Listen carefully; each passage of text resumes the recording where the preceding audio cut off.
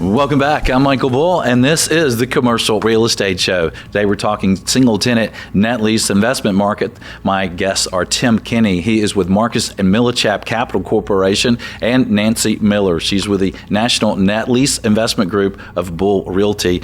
And I'd like to ask you guys about value trends, because it seems like single-tenant net lease properties have kind of continually, cap rates have continually declined over the last, through I guess the last 10 years, it seems like.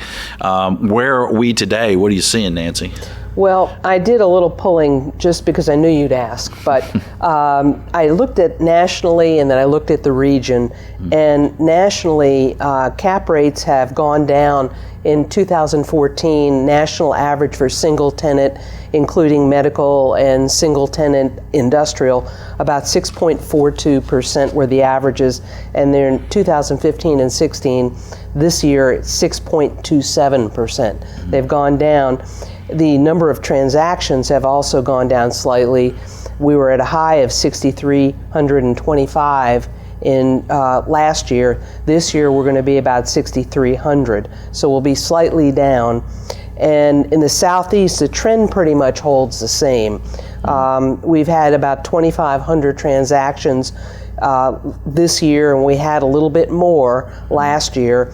And cap rates last year were also 6.57, a little higher than the national average, and 6.38% in the region this year, again, a little bit higher than the national average. All right, so that average includes national credit tenants we were talking about, Yes. and really any single tenant net lease type of properties, including sell, lease back, and everything else. Everything, yeah. Okay, and what are you seeing from your desk, Tim?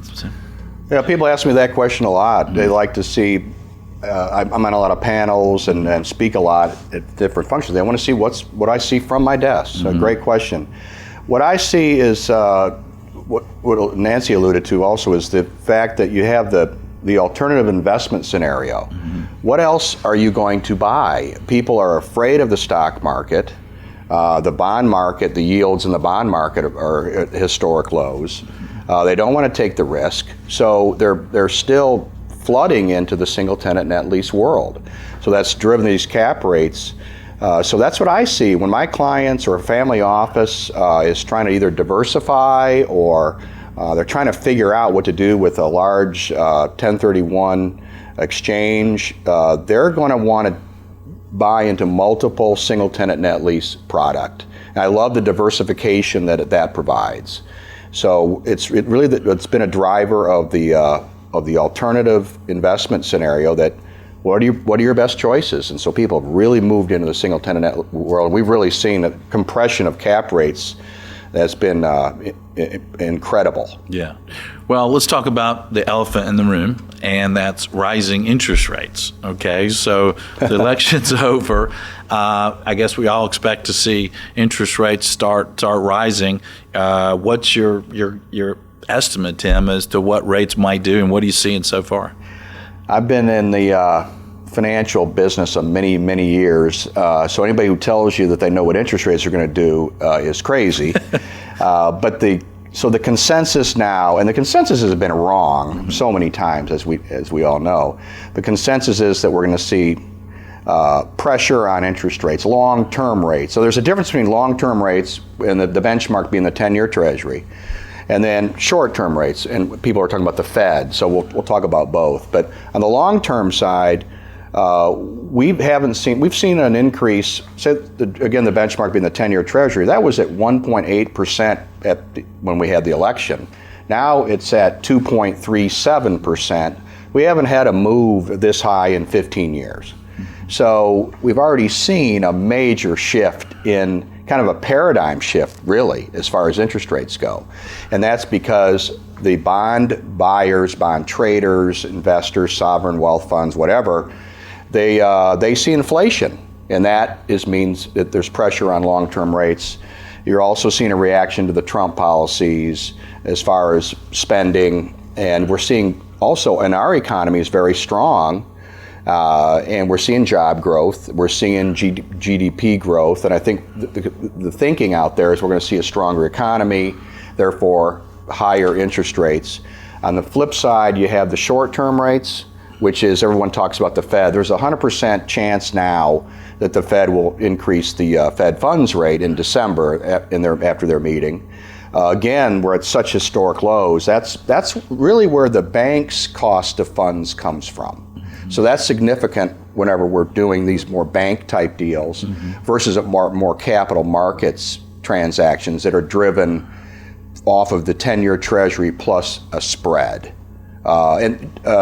Just to go further, kind of the benchmark for single-tenant net lease, a lot of people ask me, I'd see it every day, is if you're buying a credit tenant, single-tenant net lease deal on a long-term lease, the benchmark is you take the 10-year Treasury and add 2.25% to that. That'll get you your 10-year fixed rate, typically on a 25-year amortization schedule. So you're at like 465, something like that, 10-year fix. That's kind of the benchmark out there if anyone's out there looking at a property and trying to figure out what to plug in. So that means with the recent increase, and that you've seen rates increase recently for these deals. Very much so. Yeah. And just overnight, Michael. Yeah. It's really been interesting. And then you can also track the difference between cap rates that Nancy mentioned and the 10-year Treasury, and they seem to work and track each other. So as rates move up, you'll have see more pressure on cap rates. Okay. In fact, we're seeing we're seeing developers out there who were quite greedy in the last few years. All of a sudden, we're seeing where they were asking a 6 cap rate on a new construction 15-year dollar store, we're starting to see 6.2, 6.3. Like in the last month, I'm really starting to see an uptick in cap rates. So I think everyone is kind of paying attention to what may be happening. Okay, well, look into the Commercial Real Estate Show crystal ball and tell us what's that mean for cap rates moving forward into 2017 in the single tenant investment world.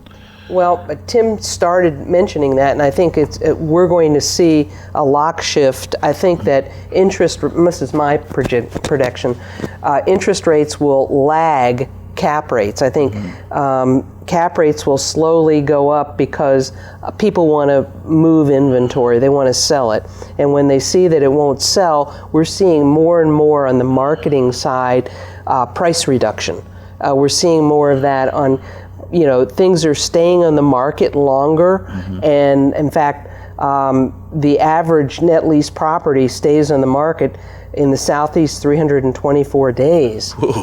And it was 310 days last year.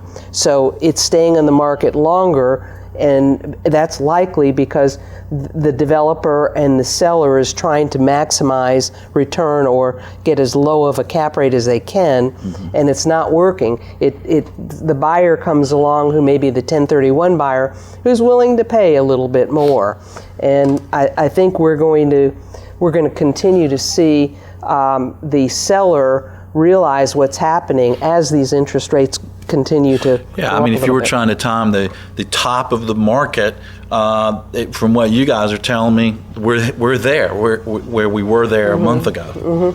Yeah. I think so. Yeah. And it's been a dramatic shift. Yeah. I've had several deals where the buyers were in a 1031 exchange. Hold that thought. I want to hear more on that. Okay. Stay tuned. We'll have more on the single tenant investment market. Stay with us.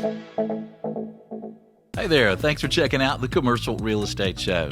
Don't miss a video of special interest to you. Be sure to subscribe below. And if you appreciate the videos, be sure and thank our sponsors. There's a link to more information about them in the description. For more videos, podcasts, and articles, check out creshow.com.